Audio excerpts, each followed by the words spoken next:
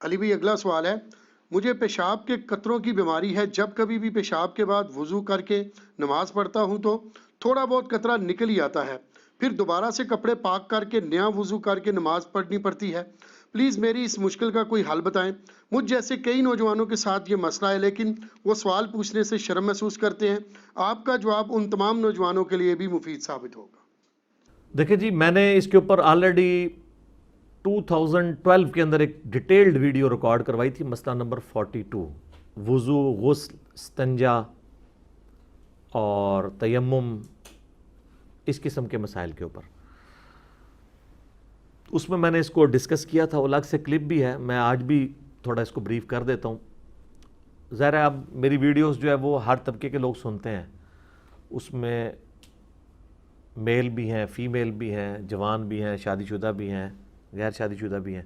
کوشش کروں گا کہ کنٹرول الفاظ میں ایک میسیج کنوے بھی ہو جائے۔ سب سے پہلے تو یہ سمجھ لیں کہ جس طریقے سے وضو اور غسل ایک ایکٹیویٹی ہے، اس طرح استنجا کرنا بھی ایک ایکٹیویٹی ہے، اس کو سیکھنا پڑے گا۔ بغیر سیکھے آپ کو یہ طریقہ نہیں آئے گا۔ ہر چیز کو سیکھنا پڑتا ہے، آٹومیٹکلی تو چیزیں نہیں آتی ہیں۔ یہاں تو ہماری عوام کا یہ حال ہے کہ لوگ ہر وضو سے پہلے استنجا کر رہے ہوتے ہیں۔ مجھے تو کتنا عرصہ یہ بات سمجھ ہی نہیں آئی ہے کہ لوگ نماز کے لیے آتے ہیں تو باتھ روم میں انٹر ہوتے ہیں اور ساتھ ہی باہر نکل آتے ہیں۔ میں کہتا ہوں یار اتنی دیر میں تو انسان پیشاب نہیں کر سکتا، اور استنجا جو سنت کے مطابق کرنا ہے وہ تو بڑا ٹائم لگتا ہے، یہ جاتے کیا کرنا ہے؟ وہ تو مجھے بہت عرصے کے بعد پتہ چلا کہ لوگوں میں یہ عقیدہ ہے کہ اگر کسی کا وضو جو ہے ہوا خارج ہونے سے بھی ٹوٹا ہے نا تو اس کو اب استنجا کرنا پڑے گا۔ اب یہ پتہ نہیں کہاں سے بات گھڑی ہے انہوں نے، حالانکہ استنجے کا تعلق تو پیشاب کرنے کے ساتھ ہے، اس چیز کے ساتھ تو ہے ہی نہیں ہے، تو فزیکلی تو کوئی نجاست اس طریقے سے سامنے نہیں آتی اس میں۔ اچھا، جو لوگ بیچارے کر بھی رہے ہیں اور وہ بھی اس طریقے سے کر رہے ہیں کہ ان کو اس تکلیف سے گزرنا پڑتا ہے کیونکہ انہیں صحیح طریقہ نہیں آتا ہوتا۔ بخاری اور مسلم دونوں میں حدیث ہے، نبی صلی اللہ علیہ وآلہ وسلم نے فرمایا جب بھی کوئی شخص تم میں سے قضائے حاجت کے لیے جائے تو نہ کعبے کی طرف منہ کرے اور نہ پیٹھ۔ گھروں میں پہلے یہ اہتمام ہونا چاہیے کہ ایگزیکٹ قبلہ رخ، نہ منہ ہو نہ پیٹھ ہو رہا ہو، اینگل بلکہ 90 ڈگری کا اینگل رکھے۔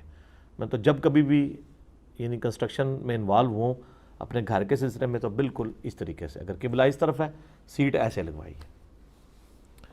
پھر بخاری اور مسلم دونوں میں حدیث موجود ہے، نبی صلی اللہ علیہ وآلہ وسلم نے فرمایا کہ کوئی شخص بھی اپنے دائیں ہاتھ سے استنجا نہ کرے، بائیں ہاتھ سے کرے۔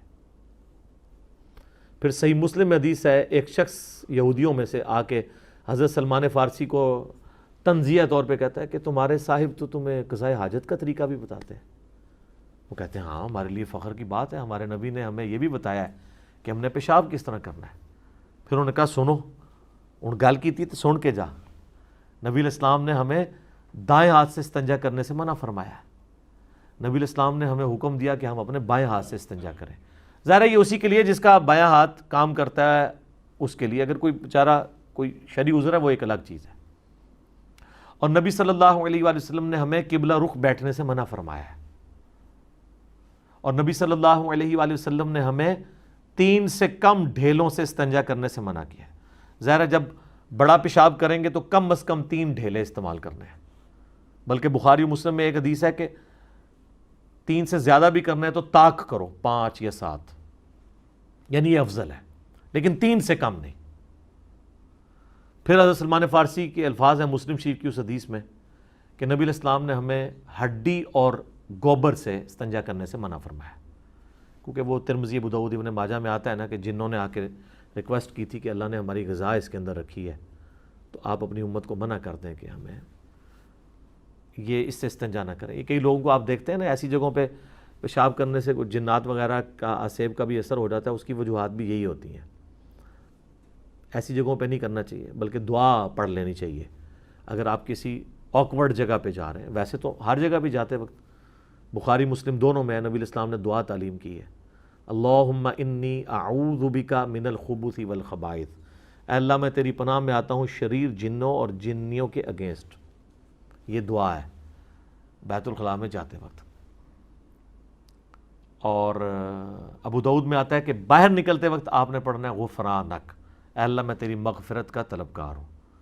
اس میں سر قیامت مضمر ہے.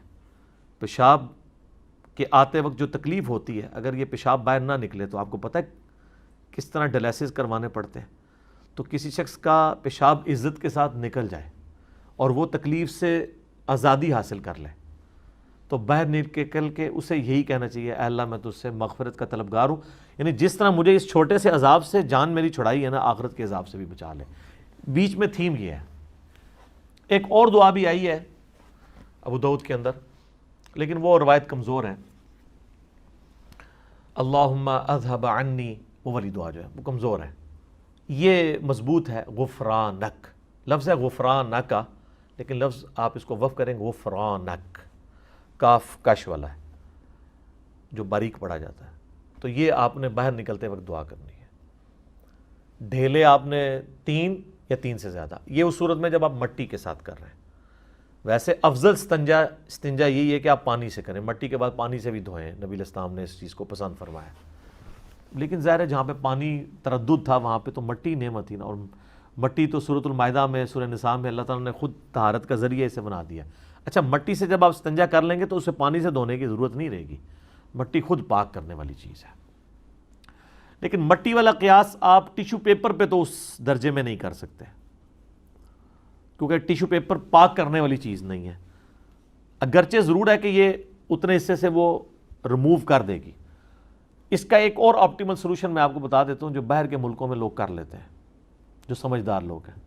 وہاں پہ تو آپ کو اندر نہ لوٹا نہ پانی، تو لوگ پتہ کیا کرتے ہیں، لوگ 8-10 ٹیشو پیپر جو ہے نا گیلے کر کے وہ اندر لے جاتے ہیں، وہ پانی چوس لیتے ہیں. 8-10 کیا 3-4 بھی بہت ہیں صفائی کرنے کے لیے. پہلے خشک ٹیشو پیپر جو اندر ہے اس سے صفائی کی، اس کے بعد گیلا ایک ٹیشو پیپر استعمال کیا، پھر دوسرا کیا، پھر تیسرا کیا، بالکل صفائی ہوگی. یہ میں آپ کو ایک نسخہ بتا رہا ہوں. ایئرپورٹس کے اوپر بھی جہاں پہ ٹوائلٹس کے اندر پانی موجود نہیں ہوتا، یہ میں 2004 کے اندر چائنا گیا ایک آفیشیل کام کے سلسلے میں، تو وہاں پہ ہمیں یہی پرابلم تھی. تو ہم نے پھر خیر چونکہ وہاں پہ کئی دفعہ ہمارے سینئرز بھی جا چکے تھے تو ہمیں پتہ تھا. ہم تو ٹوائلٹ میں جب جاتے تھے تو وہ جو پینے والی پانی کی بوتل ہے نا، تو وہ ایک بار آپ نے لے لی منرل واٹر کی، اس کے بعد آپ کے پاس تو باہر سے بھر کے اندر لے جاتے تھے. لیکن بعض اوقات تو یہ بھی نہیں ہوتا نا، اب ایئرپورٹ پہ کیٹاسٹرافک کنڈیشن، آپ کا بوتل بھی نہیں ہے، پھر کیا کریں گے؟ تو ٹیشو پیپر تھوک کے حساب سے لگے ہوتے ہیں ٹوائلٹ کے اندر، باہر بھی ہوتے ہیں پوچھنے کے لیے. اب تو یہ کورونا کی جہاں پہ نیگیٹو چیزیں، یہ پازیٹیو چیز آئی ہے کہ اب تو پانی سے ہاتھ دھونے شروع کر دیے انہوں نے بھی، جو صرف ٹیشو پیپر سے ہی صفائی کرتے تھے. ہاں یہ بھی فائدہ ہوا ہے نا. تو ہر شر میں سے خیر نکلتا ہے. تو آپ ٹیشو پیپر گیلے استعمال کریں تو آسانی کے ساتھ استنجا کر سکتے ہیں. بڑا استنجا بھی کر سکتے ہیں، چھوٹا استنجا بھی کر سکتے ہیں. تو یہ یعنی ہر چیز کے آداب ہیں، نبی علیہ السلام نے اس کو تعلیم فرمایا ہے اور بڑے طریقے سے چیزوں کو امت تک پہنچایا گیا تاکہ وہ ان چیزوں کو صحیح طریقے سے فالو کریں. اب رہ گیا یہ پیشاب کے قطروں والا مسئلہ، تو وہ اس لیے ہوتا ہے کہ چونکہ یہ لوگ پیشاب کرنے کے بعد استنجا کرنے کا ان کو طریقہ نہیں آتا. جو چیز نیچرل آپ کے باڈی کا حصہ ہے اس کو یہ بیماری سمجھے ہوتے ہیں. بیماری کو میں مانتا ہوں، میں یہ نہیں کہتا ہوں کہ بیماری نہیں ہوتی، وہ کئی لاکھوں لوگوں میں کسی ایک بندے کو ہوتی ہے. یہاں تو آپ جس نوجوان سے پوچھیں وہ کہہ رہے ہیں مجھے بیماری ہے، جوان کیا بوڑھا کیا.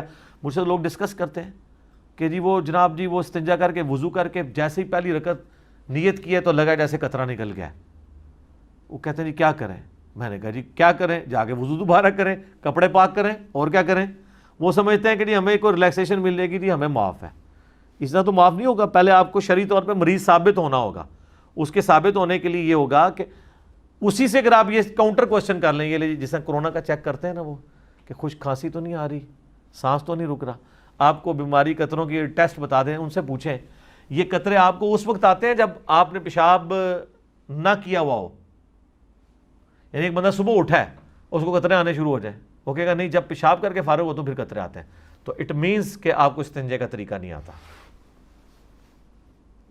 ورنہ اگر یہ قطروں کی بیماری ہو نا، جن لوگوں کو استغفر اللہ یہ ہوتی ہے، ان کا مثانہ کمزور ہوتا ہے، وہ عام حالت میں بھی ان کے قطرے نکلتے رہتے ہیں.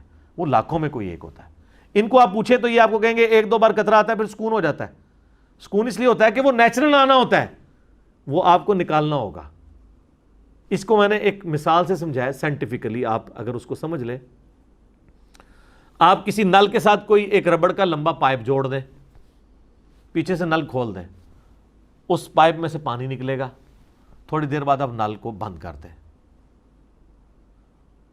تھوڑی دیر تو پانی نکلے گا، پھر پانی رک جائے گا کیونکہ پیچھے سے نل بند ہو گیا۔ لیکن وہ جو ربڑ کا پائپ ہے، اس کی جو اندر والی دیوار ہے، ان دیواروں کے ساتھ جو پانی چپکا ہوا ہے وہ تو نہیں نکلا۔ اس کا ثبوت یہ، وہ جیسے ہی آپ یوں اس کو اٹھائیں گے پائپ کو، پھر آپ دیکھیں کتنا پانی اس میں سے نکل آئے گا۔ وہ پانی کہاں سے آیا ہے؟ وہ ٹوٹی میں سے تو نہیں آیا، وہ اس کی دیواروں کے ساتھ تھا۔ اس طریقے سے پیشاب کی بھی ایک نالی ہے۔ پیشاب اگر مثانے سے لاک ہو جائے، جس طرح پیشاب آنے کے بعد نیچرلی لاک ہو جاتا ہے، تو پیشاب کی نالی کے دیواروں کے ساتھ تو پیشاب لگا ہوا ہوتا ہے، وہ تھوڑا سا ہوتا ہے، اس کو نکلنے کے لیے تھوڑا ٹائم چاہیے ہوتا ہے، اس کے لیے آپ کو تھوڑی دیر چہل قدمی کرنی ہوگی۔ آپ ذرا کے پی میں چلے جائیں، پٹھان لوگ جسے ہم پنجابی میں وٹوانی کہتے ہیں، عربی میں سے الاستبراء کہتے ہیں۔ ابن ماجہ میں ایک روایت بھی ہے لیکن کمزور ہے، لیکن امام ابن ماجہ نے اس کے اوپر باب باندھا ہے کہ کم از کم 3 دفعہ شرمگاہ کو جھاڑنا ہے، ٹھیک ہے؟ یہ روایت لے کے روایت کمزور ہے، لیکن اوپر امام ابن ماجہ کا باب باندھنا اس حدیث کے اوپر اس کو ایز اے ٹرم تو ثابت کرتا ہے نا، تو عملی تواتر بھی اس کے اوپر موجود ہے۔ آپ ہمارے یہ پٹھان بھائیوں کو دیکھیں، اکثر تبلیغی جماعت میں یہ پیشاب کرنے کے بعد کیا کرتے ہیں؟ ایک مٹی کا ڈھیلا اٹھاتے ہیں اور تھوڑی دیر چہل قدمی کرتے ہیں اور اس قطرے کا آنے کا انتظار کرتے ہیں، جو انڈر گریوٹی آنا ہی آنا ہے، کیونکہ تھوڑی دیر بعد وہ جمع ہوگا اندر، کرتے کرتے کرتے نکلے گا، ایک دم تو نہیں آئے گا، کیونکہ پلین سروس تو نہیں ہے گلاس کی طرح کی، ظاہر ہے وہ گوشت ہے۔ پھر وہ کیا کریں گے؟ وہ اس کو پوچھیں گے، پھر آپ دیکھیں گے پھر وہ دوبارہ استنجا کریں گے، اسی پہنچنے پہ اکتفا کر دیں گے، ان کو قطرہ نہیں۔ ان سے ذرا پوچھیں ادھر کوئی نہیں ہے بیماری قطروں کی؟ پٹھانوں کو یہ بیماری کیوں نہیں لگی ہوئی ہے؟ اس لیے کہ ان کو یہ پتہ ہے، ان کے کلچر میں یہ ان کو سکھائی جاتی ہے چیز۔ پنجاب کے کلچر میں یہ ہے نہیں ہے۔ یہ لوگ جناب پیشاب روکے ہوئے جناب اینڈ ٹائم پہ پہنچتے ہیں، جا کے استنجا تیزی سے کیا، اس کے بعد نماز پڑھ کے جیسے ہی نماز نیت کرتے ہیں تو کہتے ہیں نہیں لگتا ہے قطرہ آ گیا، اور لگتا نہیں، وہ آ رہے ہوں جے، اور نماز کوئی نہیں ہوندی، اور کپڑے بھی ناپاک ہو جائیں گے، کپڑے بھی دھونے پڑیں گے۔ اس کا بڑا آسان سا طریقہ ہے کہ ویل بیفور ٹائم آپ اپنے آپ کو تیار کریں نماز کے لیے۔ یعنی اگر زور کی نماز 1:30 بجے ہے تو آپ 1 بجے پیشاب کر لیں، اس کے بعد 5 یا 7 منٹ بعد ہی قطرہ آئے گا نا۔ جب وہ دوبارہ قطرہ آئے انڈر گریوٹی، تھوڑی دیر چہل قدمی کریں، وہ خود بخود آئے گا۔ جب وہ قطرہ آئے تو آپ دوبارہ سے استنجا کریں، لیکن دوبارہ استنجا کرتے وقت آپ نے پیشاب دوبارہ نہیں کرنا، ورنہ پھر آپ T0 پہ آ جائیں گے، 0 پہ، کیونکہ پھر وہ دوبارہ پروسیس شروع ہو جائے گا۔ یہ ذہن میں رکھیے گا، بعض کا سردیوں میں ایسے ہو جاتا ہے، بار بار پیشاب آتا ہے، پھر آپ نے اس چیز کو دیکھنا ہے، تو وہ پھر آپ ٹھنڈے پانی سے استنجا نہ کریں، گرم سے کر لیں سردیوں کے اندر۔ اور پھر جب آپ اس طریقے سے انڈر گریوٹی جب وہ قطرہ آ رہا ہوگا نا، یا اگر وہ تھوڑی دیر بعد آتا ہے، تو آپ تھوڑی دیر چہل قدمی کرنے کے بعد دوبارہ واش روم میں جائیں اور اپنے آپ شرمگاہ کو اس طریقے سے سونت لیں کہ اس کو آپ جس طریقے سے، یعنی آپ گائے کا دودھ دھویا جاتا ہے، اس طریقے سے آپ شرمگاہ کو سونتے تو وہ قطرہ باہر نکل جائے گا، لیکن وہ فوراً نہیں، تھوڑی دیر بعد، 5-7 منٹ بعد، پھر آپ کو سکون ہو جائے گا۔ میں کتنے لوگوں کو، نوجوانوں کو بتایا، ان کے مسئلے حل ہو گئے، ان کو دوبارہ قطرہ نہیں آتا۔ یہ جو کہتے ہیں نا کمزوری ہے، دوائی شوائی، یہ اس کی ضرورت ہی نہیں سر۔ یہ تو اللہ نہ کرے کوئی بیماری ہے تو لاکھوں میں کسی ایک بندے کو ہوتی ہے۔ اگر کسی کو وہ بیماری ہو جائے، پھر اس کے لیے یہ ہے کہ وہ ایک نماز کے لیے ایک وضو کرے گا، نیچے انڈر ویئر پہنے، انڈر ویئر میں بھی اندر جو ہے وہ رکھے ٹیشو پیپر، کیونکہ قطرہ آئے گا تو ظاہر ہے وہ ناپاک ہوگا، تو اس قطرہ آنے سے باقیوں کا اگر آیا تو وضو ٹوٹے گا، اس کا وضو اس نماز کے لیے نہیں ٹوٹے گا، ایک وقت میں ایک نماز پڑھ لے، اس کے بعد وہ باہر نکل کے اس ٹیشو پیپر کو ریموو کر دے۔ جن کو مسلسل یہ مسئلہ رہتا ہے، ٹیشو پیپر چینج کرتے رہیں، وہ اس طریقے سے چلاتے رہیں۔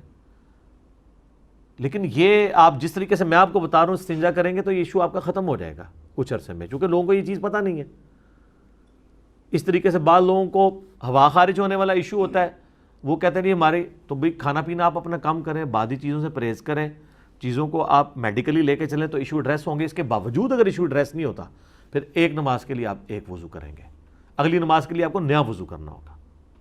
اچھا، ایک بعض لوگوں نے وہ ابو داؤد میں وہ ایک حدیث ہے نا، اس کا ایک رزلٹ غلط نکال لیتے ہیں، بلکہ بخاری مسلم میں بھی ہے کہ جب تک تم آواز نہ سنو یا بدبو نہ سنو، سونگ لو، تو اس وقت تک وضو نہیں ٹوٹے گا۔ یہ اس بندے کے لیے جس کو وہم ہوتا ہے کہ اس کے پیٹ کے اندر گڑبڑ ہوتی ہے، کیونکہ ابو داؤد میں اس کی ایکسپلینیشن موجود ہے کہ اگر کسی کو بیماری ہے کوئی ایسی، اس کے لیے ہے کہ پیٹ کے اندر اس کو لگ رہا ہے جیسے آواز آ رہی ہے لیکن فزیکلی نہیں ہے، تو اس کو یہ انشور کرنا ہوگا کہ جب تک آواز یا اسمیل نہ آئے۔ لیکن جب آپ کو فیل ہو گیا کہ ہوا خارج ہو گئی ہے تو اب آپ نے باقی چیزوں کا انتظار نہیں کرنا، وضو ٹوٹ گیا، آپ کو فیل ہوا قطرہ نکل گیا تو وضو ٹوٹ گیا، آپ کو تو خود پتہ ہے۔ اچھا وہ حدیث بھی ٹھیک ہے جو ابو داؤد کے اندر ہے، ابن ماجہ کے اندر ہے، کہ نبی علیہ السلام وضو کرنے کے بعد اپنی رومالی کو، اس کو رومالی کہتے ہیں، سامنے والا جو حصہ ہے شلوار والا یا تہمت کا، اس پہ پانی چھڑکا کرتے تھے، وہ شک کو زائل کرنے کے لیے۔ لیکن اگر ایک شخص کو فیل ہو گیا کہ میرا قطرہ نکل گیا ہے، اور اب وہ خام خواہ اپنے آپ کو تسلی دے کہ جی یہ جو مجھے گیلا پن کا احساس ہے وہ رومالی کے گیلے ہونے کی وجہ سے ہے، تو یہ غلط ہے۔ یہ تو آخری درجے میں شک ختم کیا گیا کہ ونس آپ یہ کر دیں، پھر اب آپ جو ہے نا وہ، اگر آپ کو گیلا پن محسوس ہو تو آپ کو یہ ذہن میں آئے گا کہ میں نے کپڑوں پہ جو پانی چھڑکا تھا یہ اس کی وجہ سے گیلا پن محسوس ہو رہا ہے، اور ایکچولی نہیں ہے۔ لیکن یہ اس کے لیے آپ کو number of time exercise perform کرنی پڑے گی کہ آپ یہ چیز انشور کریں گے کہ ایسا نہیں ہے، ورنہ خالی شک کے اوپر تو مطلب بینیفٹ نہیں آپ کو دیا جا سکتا، آپ نے اپنے آپ کو خود سے چیک کرنا ہے۔ تو یہ قطروں والا مسئلہ لوگوں کے ساتھ رہتا ہے، اس لیے میں نے اس کو ذرا تھوڑا کھول کے بیان کر دیا۔ استنجے کا طریقہ سیکھیں، اور یہ سارے طریقے ہمارے پرانے بزرگوں نے اپنی کتابوں میں لکھے ہوئے ہیں۔ ایون شیخ عبد القادر جیلانی کی اگر آپ کتاب غنیت الطالبین کھول کے دیکھیں، جس میں نماز والا طریقہ جو ہے وہ بخاری مسلم کے مطابق لکھا ہے، رفع الیدین والا 11ویں والے پیر کا، ان کا بھی استنجے والا طریقہ دیکھیں تو باقاعدہ انہوں نے یہ سارے جملے استعمال کیے ہیں کہ اس طریقے سے شرمگاہ کو سونتا جائے، اور یہ ساری ڈیٹیلز انہوں نے لکھی ہوئی ہیں باقاعدہ۔ تو یہ عملی، اور اس کو ایگزیکٹ ان الفاظ کے ساتھ احادیث میں ہونا بھی ضروری نہیں ہے، یہ کلچرل چیز ہے۔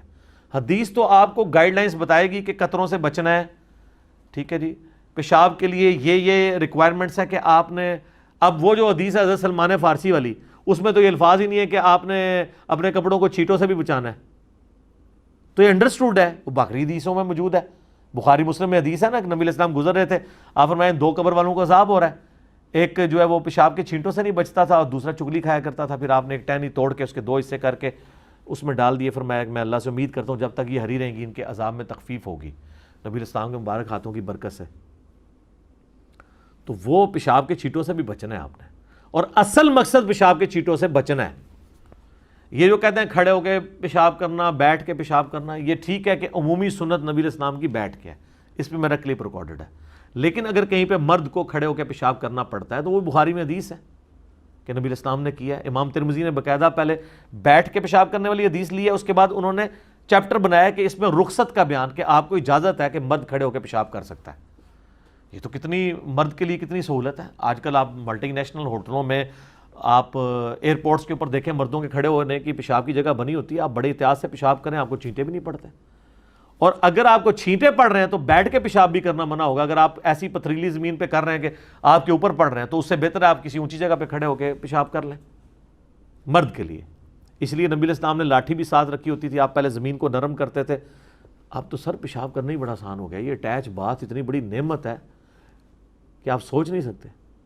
اس زمانے میں بھی اٹیچ باتھ کیا، گھر میں ایک باتھ روم ہی ہوتا تھا، اور وہ بھی چھوٹے پیشاب کے لیے۔ بڑے پیشاب کے لیے تو عموماً زمین میں جانا پڑتا تھا باہر، اگر چھتوں میں بھی تھا تو اس کی صفائی کا اہتمام ہم نے تو خود یعنی اپنے بچپن میں دیکھا ہے کہ وہ اس طریقے سے وہ صفائی کرنے والی عورت آتی تھی، اور کس طریقے سے وہ، اب میں سوچتا ہوں کہ یار کتنا محنت کا کام تھا وہ عورت کرتی تھی۔ یہ سیوریج سسٹم تو نہیں تھا اس زمانے کے اندر، یہ تو ہم نے اپنے بچپن میں یہ چیزیں دیکھی ہوئی ہیں۔ گاؤں ایریا میں تو ابھی بھی آپ چلے جائیں، وہاں پہ خطرہ بھی، اب رات کے وقت اگر آپ کو باہر جانا پڑ جائے تو یہ بھی خطرہ ہوگا کوئی بچھو نہ لڑ جائے، کوئی سانپ نہ کاٹ جائے، کتنے ایشوز ہیں وہاں پہ۔ یقین کریں پیشاب کرنا بھی ایک ایکٹیویٹی ہوتا ہے۔ یہاں پہ ایک بات یاد رکھیے گا، صحیح مسلم میں حدیث ہے کہ جب 2 خبیث چیزیں آئی ہوئی ہوں نا تو نماز قبول نہیں ہوتی، ایک پیشاب اور ایک پخانہ، گندگی والی چیز ہے نا۔ پیشاب اور پخانے کو آپ روک کے نماز نہیں پڑھ سکتے، لیکن اس صورت میں جب اس کی شدت زیادہ ہو کہ نماز میں آپ کا دھیان لگا رہے اس کی طرف، تھوڑا بہت کسی کو پیشاب آیا ہے جس کو وہ روکنے میں اس کو کوئی تردد نہیں, کوئی تکلیف نہیں, کوئی توجہ نہیں بٹے گی, الٹا وہ یہ سوچ رہا ہے کہ اگر میں نے پیشاب کیا تو میں تو اب نماز پھر پونے گھنٹے بعد ہی پڑھوں گا, پھر مجھے قطرہ آئے گا, میں کیا کروں, یہ ایسے شخص کو اگر وقتی طور پہ ہلکا سا پیشاب روکے وہ نماز پڑھ لے گا, اس کی نماز درست ہے. لیکن شدت کے ساتھ آیا ہے تو پھر نہیں. وہ تو مسلم شریف میں حدیث ہے, عبداللہ بن عمر کے سامنے کھانا لا کے رکھا گیا, اقامت شروع, انہوں نے کہا نماز تو میں نہیں, بعد میں پڑھوں گا, پہلے کھانا کھاؤں گا. نبی اسلام نے ہمیں حکم دیا ہے کہ جب کھانا سامنے آ جائے تو پہلے کھانا کھانا ہے, نماز بعد میں پڑھنی. لیکن یہ بھی یاد رکھیں کہ یہ نہ ہو کہ آپ کا کھانا ہمیشہ اذانوں کے وقت ہی آ رہا ہو. دیکھیں نا, باقی کاموں کو بھی تو ہم نے مینیج کیا ہوتا ہے. مثلا میں نے اپنے کاموں کو میں نے اس اعتبار سے کیا کہ بھی میں نے مغرب سے پہلے کھانا کھانا ہے یا مغرب کے بعد کھانا ہے. یہ نہیں ہے کہ عشاء کی اذانیں شروع ہو رہی ہیں وہاں سے کھانا آ جائے, اور یہ بھی نہیں ہے کہ میں اگر تھوڑی دیر لیٹ بھی کر دوں گا تو مر جاؤں گا, یہ بھی نہیں. پرانے زمانے کے لوگوں پہ آپ نے قیاس نہیں کرنا. اگر عبداللہ بن عمر یہ بات کر رہے ہیں نا تو سر وہ بیچاروں نے صبح کے وقت کی روٹی کھائی ہوتی تھی, پورے دن کی مزدوری ہوتی تھی, ان کی تو حالت ہی کوئی نہیں ہوتی تھی. وہ کھانا کھائے بغیر تو ان کا پورا نماز میں بھی دھیان کھانے کی طرف رہے اگر وہ کھانا نہ کھائیں, اور کھانا بھی پھر تھوڑا سا کھانا ہوتا تھا انہوں نے. ان کے لیے واقعی ایشو ہے. جو پورا دن ہی چرتے رہتے ہیں ان کے لیے یہ مسئلہ نہیں ہے.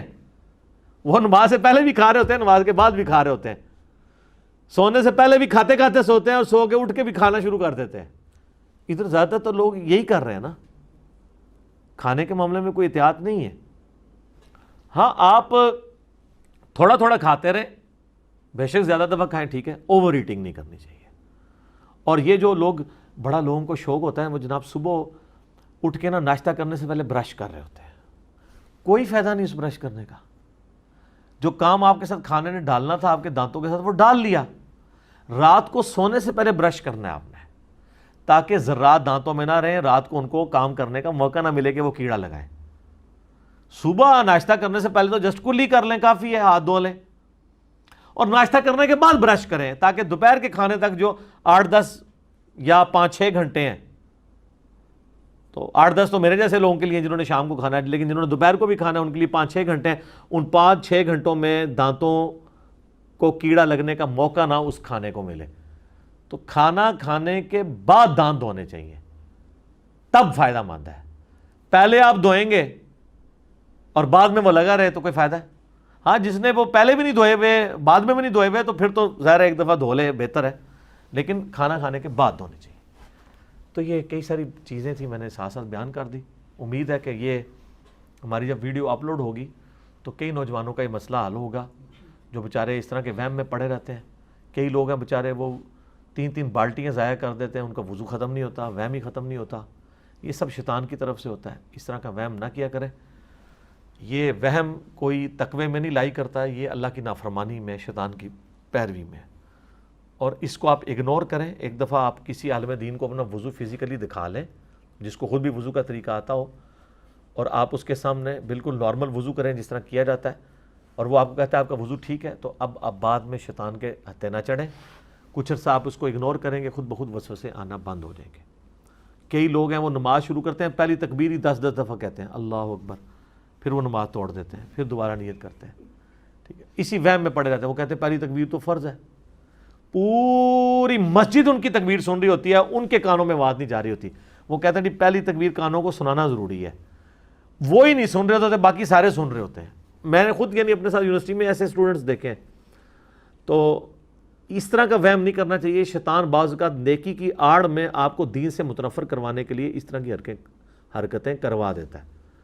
اس طریقے سے بعض لوگ پاکی پلیدی کا دھیان کرنے کے چکر میں اتنا پانی ضائع کر دیتے ہیں, اور پھر جناب وہ 10 دفعہ کلمہ پڑھ کے نا وہ ہاتھ دھو رہے ہوتے ہیں. کلمہ پڑھنے سے نہیں ہاتھ پاک ہونے ہیں, کلمہ تو دل کو پاک کرنے کے لیے پڑھا جاتا ہے, ایک روحانی مسئلہ ہے. ہاتھ پاک ہونے ہیں پانی کے ساتھ. ٹھیک ہے, چاہے آپ کلمہ پڑھیں یا نہ پڑھیں, اس کے ساتھ تو اس کا کوئی تعلق ہی نہیں ہے. کپڑے بھی دھوتے ہیں تو وہ کتنی دفعہ اس کے اوپر کلمہ پڑھتے ہیں, اور پھر وہ پتہ نہیں کیا کچھ, کئی عورتیں جو وہم کا شکار ہوتی ہیں اس طریقے سے پانی ضائع کرتی رہتی ہیں. تو یہ ساری چیزوں کو پیرلل میں دیکھ کے چلنا چاہیے, فضول خرچی نہیں کرنی چاہیے. بقیہ کے سوالات انشاءاللہ پھر اگلی دفعہ ہم ڈسکس کریں گے. جی بتائیں. واش روم میں جن کو قطرے آتے ہیں نا, یہ اصل میں نا جلدی بہت کرتے ہیں. جی جلدی کرتے ہیں جی, وہی تو میں نے بتایا نا, جلدی والا کام ہی نہیں ہے. میں نے یہی تو بتایا کہ جی آپ نے آدھا گھنٹہ پہلے کم از کم تیاری شروع کرنی ہے, پھر آپ اپنے آپ کو تیار کر پائیں گے.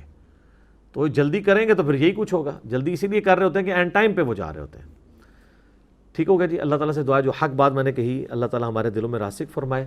اگر جذبات میں میرے منہ سے غلط بات نکل گئی تو اللہ تعالیٰ ہمارے دلوں سے معاف کر دے, ہمیں معاف بھی کر دے, ہمیں کتاب و سنت کی تعلیمات پر عمل کر کے دوسرے بھائیوں تک پہنچانے کی توفیق عطا فرمائے. سبحانک اللہم و بحمدک اشہد ان لا الہ الا انت استغفرک و اتوب الیک وما علینا الا البلاغ المبین. جزاکم اللہ خیرا.